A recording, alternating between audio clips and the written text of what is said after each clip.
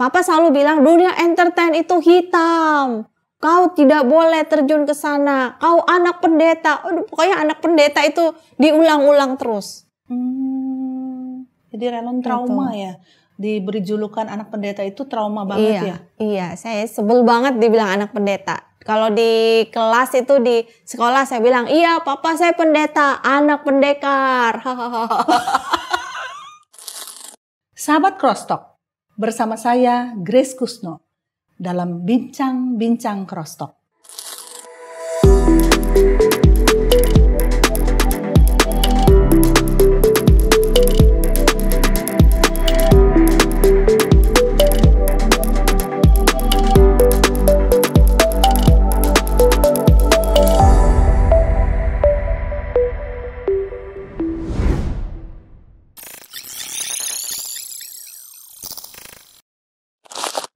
Kali ini kami menghadirkan seorang narasumber yang telah melewati begitu banyak tantangan dalam kehidupannya. Banyak orang yang saat terjerumus dalam dosa yang terus-menerus mengikat dia, bahkan sampai pada akhir hidupnya, tidak memiliki kesempatan atau tidak bersedia untuk berbalik dari kehidupan dia yang lama. Dan akhirnya jatuh dalam kebinasaan.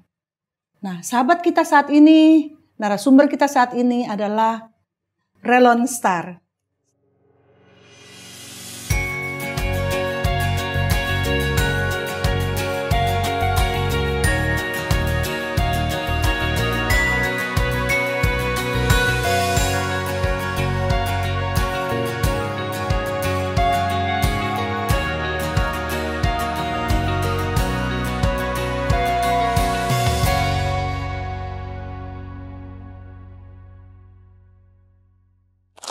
Selamat datang Relon. Ya, terima kasih Bu Grace buat undangannya. Sama-sama, terima kasih kesediaannya ya. Terus dikasih nama Star katanya di belakangnya nih. Star, betul sekali. Iya, itu bukan dari nama lahir ya. Sejak lahir udah ada kasih Star nama memang betul. Jadi Papa memberikan nama Star ini kepada saya sejak lahir. Oke. Ya, dengan diharapkan anaknya ini, jadi itu sebenarnya Star itu untuk bintang di laut. Jadi ketika orang-orang yang berada di perahu itu tersesat, nah ketika mereka melihat cahaya atau terang dari bintang itu mereka akan berbalik ke jalan yang seharusnya gitu. Oh, jadi seperti penunjuk jalan lah. Penunjuk jalan kepada terang. Diharapkan menjadi penunjuk jalan kepada jalan yang benar. Iya. Tiba di tujuan dengan tepat, kepada terang ya. Iya. Oh, Papa itu dari dulunya sudah pribadi yang rohani, kan pendeta ya, Rela? Papa dulu setahu saya ya terakhir pensiun, posisi beliau pimpinan inspektorat. Oh, jadi kerja sekular dulu ya? Iya. Oke. Iya, sampai masa pensiun. Oh, enggak sekaligus pelayanan di gereja atau bagaimana? Dulu kami dari HKBP. Jadi Papa itu sintua di HKBP, majelis. Iya. Berteman dekat dengan orang tua dari Sari Simorangkir. Kami panggil Opung Simorangkir. Sama-sama melayani sebagai sintua di HKBP di Makassar. Oh, tokoh HKBP dong ya? Iya, betul. Oke. Nah, Batak kemudian garis keras, Bu. Batak garis keras. Oh, begitu ya? Iya. Iya, Relon. Terus setelah pensiun, Papa baru jadi pendeta maksudnya? Iya, setelah pensiun Papa pindah ke Jakarta. Kemudian di Jakarta itu kami sempat berjemaat di GPDI Karmel. Pendeta Maksi Bolang yang sangat fenomenal ya, penginjil dan hamba Tuhan yang luar biasa di GPDI. Kami berjemaat kurang lebih 5 tahun. Nah di sana di gereja GPDI Karmel itu Papa terpanggil untuk melayani Tuhan, seperti itu. Jadi kemudian akhirnya Papa menyerahkan diri dan untuk melayani dan sekolah di Sekolah Alkitab Cianjur. Pimpinan dari Bapak Pendeta Awandatu. Wow, kisahnya panjang dari HKBP ke GPDI gitu ya. GPDI. Sampai akhirnya memutuskan jadi hamba Tuhan jadi full time hamba ya. Tuhan, ya. Oke, Relon. Nah, enak dong punya papa yang hamba Tuhan. Kalau gimana nih? Bagaimana pergumulannya bisa sampai kepada yang nanti kita akan bahas ya. Tapi kan Papa pendeta nih. Gimana? Ya, seperti profesi lain ya, ada enak, ada nggak enaknya ya. Profesi apapun orang tua kita ya. Cuma waktu itu saya mengalami kok, karena masih usia remaja ya Bu Grace ya. Jadi waktu Papa jadi full timer. Waktu Papa memutuskan jadi hamba Tuhan itu. Saya merasa kok hidup saya jadi banyak berbeda gitu dari sebelumnya. Ya namanya anak muda kan, masih pengen mencoba-coba banyak hal ya kan, bergaul, pergi party dan lain sebagainya gitu. Apalagi saya tipe orang yang senang bersosialisasi. Tapi pada saat Papa jadi pendeta, disitulah mulai tragedi itu terjadi. Sebelum jadi pendeta nggak apa-apa? Ke party-party gitu nggak apa-apa, Relon? Sebelum jadi pendeta sebenarnya saya anak yang baik ya, anak penurut. Iya, cuma taunya belajar, kemudian tamborin di gereja, melayani tamborin di gereja GPDI Karmel itu. Ya cuma memang masa transisi kan, SMP itu ya, masa transisi dari anak kecil ke remaja. Nah, di situ mulai jati dirinya ingin ditemukan gitu, pengen diterima oleh teman-teman ya dengan eksis di undangan-undangan party seperti itu. Dan ternyata enjoy juga ya, enjoy, tanpa sadar ya, darah muda, senang bergaul lagi kan. Iya. Terus bagaimana dengan Papa? Papa sejak jadi hamba Tuhan ya, Papa tuh benar-benar ekstrim gitu, radikal banget memang, radikal banget. Jadi banyak tuntutan yang diberikan kepada saya. Ya saya merasa ini tuntutan ya. Dan saudara-saudara Relon kan nggak sendiri ya? Berapa putra? Iya, putri? Saya punya 3 kakak. Jadi kami 4 bersaudara, semuanya perempuan. Tuntutannya sama kepada 4 orang semua anaknya? Yang lain ini, ya? Saya anak bungsu, Bu Grace. Ya. Yang lain ini hidupnya apa ya? Hidupnya lurus ya. Yang lain ini anaknya benar patuh gitu ke Papa gitu. Nggak ada goncangan-goncangan, nggak ada turbulens gitu. Pas giliran si bungsu ini nggak tahu ya, saya orangnya senang berkreasi ya, bereksplor gitu. Mungkin karena usia juga ya, saya lahir kan beda berapa tahun. Cukup jauh sama kakak. Iya sama, iya Papa juga ya. Jadi generasi Y mungkin ya saya ya. Jadi udah beda gitu harusnya cara mendidiknya. Gitu ya. Saya seneng bergaul aja gitu. Jadi banyak orang datang ke rumah, Relon ngajakin bolos seperti itu awalnya. Ngajakin ulang tahun kalau udah weekend nih, ulang tahun teman di Kemang dan lain sebagainya. Padahal hari Sabtu itu kan harus ada ibadah pemuda kan. Wah, dari Senin, Selasa doa puasa. Nanti Kamis doa rantai. Nanti latihan paduan suara. Kehidupannya gitu. Benar-benar di gereja terus di gitu gereja terus. Nah itu pada waktu itu buat saya itu membosankan gitu. Iya. Ya sebagai anak muda kan pengen nyoba-nyoba juga lah dunia di luar. Jadi disitulah terjadi konflik ya sama Papa ya, Relon. Iya, betul. Mama gimana? Mama juga keras? Mama menurut saya bukan keras tapi overprotect. Iya. Mama kan asal Manado. Dari Manado, jadi mungkin dia melihat di daerahnya itu Manado orang yang bebas itu, jadi kacau kehidupannya, kawin cerai gitu ya. Jadi mama tuh mendidik saya sangat protect gitu. Nggak boleh. Yang satu mendidik dengan keras, yang satu overproteksi ya terhadap Relonnya. Iya, jadi lengkap. Jadi lengkap. Ya sama sejauh mana Papa kerasnya sama Relon? Papa keras sama saya itu kalau saya misalnya izin mau nonton film di bioskop ya sama teman-teman gitu. Nah itu nggak boleh. Nggak boleh, Relon. Kau anak pendeta gitu. Film apapun? Film apapun. Menurutnya nonton di bioskop itu dosa seperti itu.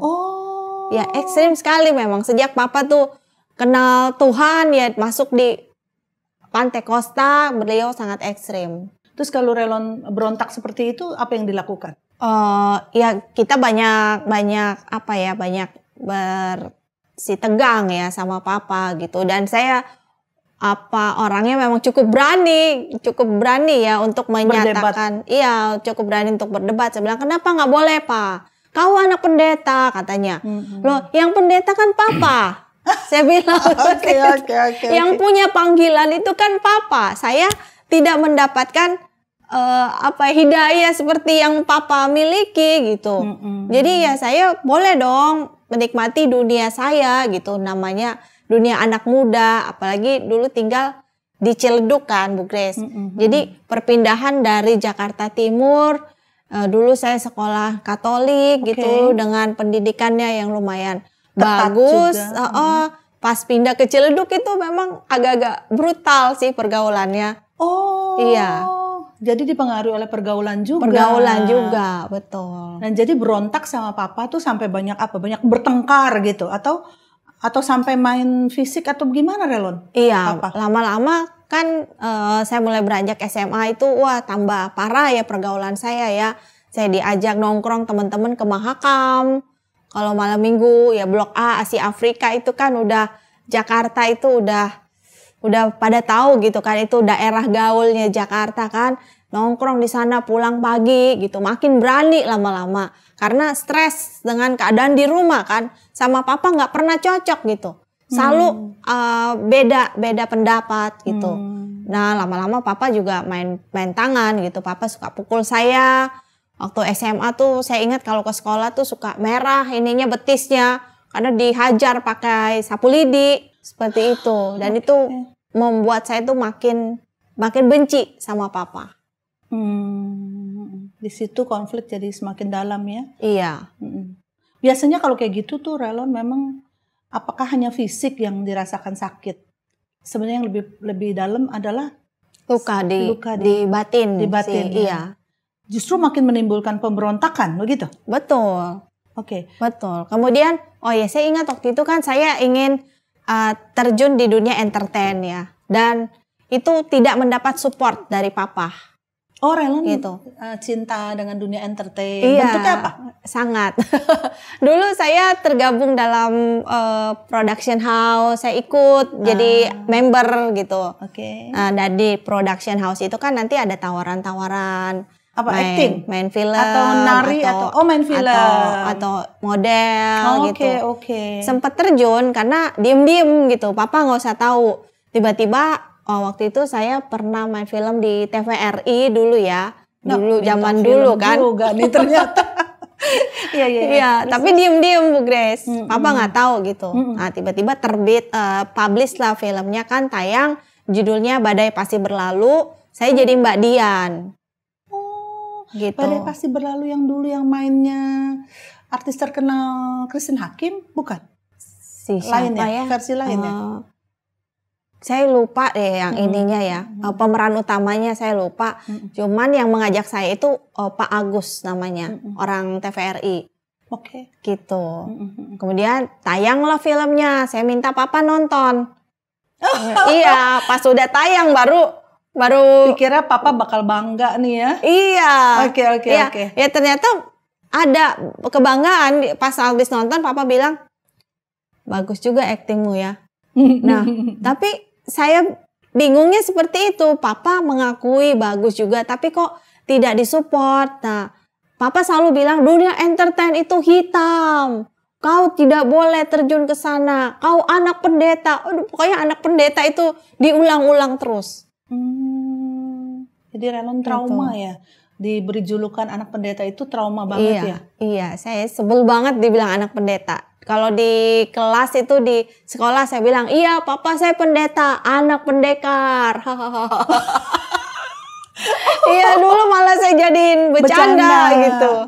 Oh, di antara teman-teman dibully nggak jadi anak pendeta? Lu mesti suci, lu mesti apa gitu nggak? Iya, jadi kalau teman-teman nawarin rokok, ini tawarin tuh anak pendeta rokok. Malah gitu. Bully juga ya ternyata ya. Iya. Dari situ jadi malah ketantang. Ya udah gua ngerokok gitu sekalian atau gimana, Relon? Iya, sejak 2 SMP saya udah coba rokok ya, karena waktu itu benar-benar saya nggak tahu bagaimana cara mengkomunikasikan isi hati saya ke papa. Papa sangat dominan ya, sangat cenderung otoriter menurut saya. Jadi saya stres banget waktu itu ya sama keadaan di rumah. Jadi ketika teman tawaran, udahlah ngapain mesti pusing-pusing mikirin di rumah gini udah cobain ini, ntar kamu happy deh. Gitu. Oh, dari rokok ditawarin step yang lainnya. Iya, ditawarin cimeng, ganja, seperti itu. Dan ini akan buat kamu tuh bisa ketawa-ketawa, kamu akan ngelihat masalah kamu dari sisi yang berbeda. Gitu katanya. Itu waktu SMA nih? Atau SMP. Hawalah. Sejak pindah ke Ciledug itu. Sejak papa jadi pendeta. Itu tahun kapan ya? Rupanya dari dulu urusan narkoba udah marak banget ya? Iya. Oh, itu tahun berapa saya pindah ya? 92. Berarti 33 tahun lalu loh. Iya, saya SMP kelas 2. Ya, saya udah merokok, udah cobain cimeng waktu itu awal-awal ya. Cimeng, ganja, seperti itu. Terus nextnya gimana sampai kamu betul-betul jatuh banget itu? Apalagi yang Relon lakukan sesudah itu? Iya, Papa tetap nggak tahu waktu itu? Papa nggak tahu. Papa sibuk dengan pelayanan. Oh, Mama juga nggak tahu? Mama nggak tahu. Kakak mungkin ya, kakak nomor 2 mungkin ada sedikit feeling ya. Cuma saya tutup kan, mereka nggak tahu apa-apa gitu. Papa, waktu itu juga saya merasa kesepian. Karena sebagai anak bungsu ya, Papa sibuk melayani gitu. Tapi Papa tuntut saya supaya di rumah gitu, jangan kemana-mana. Tapi Papa sibuk, sangat sibuk. Ya mungkin beliau juga punya kebutuhan ya, karena setelah pensiun kan, jadi terus harus membiayai anak-anaknya. Jadi Papa waktu itu mengajar KOR, paduan suara. Gitu di Sekolah Alkitab Cianjur dan di Sahid Jaya. Di karyawan Sahid Jaya itu selalu event Paskah, Natal itu udah pasti. Dari situ pun bisa dapat income lah ya, persembahan kasih atau apa begitu ya. Iya. Nah, kesepian, jadi Relon kalau Papa pergi pelayanan atau apa nggak pernah diajak? Sekali-kali ikut pelayanan, khotbah? Jarang diajak ya dulu ya. Jadi saya lihat karena di rumah kosong, nggak ada orang, jadi ya saya pergi lagi sama teman-teman gitu. Nah, pulang malam. Seperti itu kondisinya. Sampai satu ketika mama saya sakit ginjal. Itu saya kelas 1 SMA ya, saya dengar berita ini, mama sakit ginjal harus cuci darah. Mungkin dia juga stres ya sama kondisi saya. Waktu itu mama udah jadi hamba Tuhan. Nah, saya tambah down waktu itu, cuma saya nggak tahu gimana cara menceritakan ya, bagaimana cari solusinya, saya nggak tahu. Ya saya tambah terpuruk, ketemu lagi teman-teman di orang dunia seperti itu ya. Saya cerita kepada mereka, udah ikut aja. Nah waktu itu makin jauh mainnya, diajak ke dulu ada ya Bu Grace ya. Aduh, terkenal dulu. Saya kurang tahu itu. Ya diajak ke situ. Ya lama-lama mulai kenal sama gembong-gembong drugs, gembong-gembong narkoba. Terus aduh dulu itu tambah lagi saya kuliah di sekretari waktu itu di jadi lantai 9 kuliah, lantai 3 kafe. Jadi habis kuliah yang ngedugem di bawah sama teman-teman. Iya. Oke, di sana juga drugs gitu ya? Iya, awalnya minum lah, kalau di kafe kan minum ya, Mary Jane dan lain-lain gitu kan. Karena mudah dapat teman, jadi ada aja gitu yang bayarin, walaupun mahal kan itu kan satu botol tuh. Iya. Oh dibayarin teman? Iya. Ya anak pendeta kan. Iya nggak punya duit. Gue nggak ikut, udah langsung. Ya udah gue bayarin gitu ya. Jadi makinlah terpuruk, makin terikat terhadap makin minuman keras gitu ya. Iya, makin dalam. Terus saya ditawarin juga akhirnya nyanyi di kafe. Jadi sebelum nyanyi kan nyabu dulu. Pas zaman SMA itu saya sabu-sabu mulai masuk ke Indonesia itu. Dan ya sebagai anak muda penasaran juga kan, nggak mau ketinggalan zaman kan. Jadi coba juga syabu-syabu sebelum manggung. Waktu itu bersama teman-teman saya kick band, nyabu dulu biar pede gitu kan. Iya. Nah, habis itu ya tambah dalam lagi, kenal sama teman-teman temennya teman kuliah saya, jadi kenal dengan seorang pengusaha, kita panggilnya Cukong gitu kan, pengusaha tekstil. Nah dia bayarin kami, pokoknya dia fasilitasi gitu. Dia beli banyak sekali syabu-syabu, waktu itu masih mahal ya. 1 gram segini itu 300.000. Baik banget dia beliin orang-orang pada untuk menjerumuskan mereka ya. Iya ya, dia juga stres mungkin sama keadaan di rumahnya. Oh. Iya, yang terakhir saya dengar pengusaha ini mau bunuh diri dan dia agak gangguan jiwa. Iya. Gangguan ya, jiwa terus karena konsumsi drugs itu kan bisa kena gangguan jiwa memang. Iya, yang saya dengar ya. Info terakhir tentang dia. Wow. Gitu. Dan kamu bergaul di sana. Oke, aku tanya Relon, sekalipun kamu sudah dari kecil itu kan ya main tamborin di gereja, papa juga orang petinggi di gereja ya. Iya. Kemudian bahkan jadi pendeta. Apakah Relon waktu itu sebenarnya sudah kenal Tuhan Yesus secara pribadi atau belum sih? Saya waktu jadi naik turun ya pengenalan saya akan Tuhan ya. Waktu saya kelas 5-6 SD itu saya mengingat saya rajin sekali ke gereja. Gitu main tamborin, main basket di sekolah. Dunia saya cuma itu.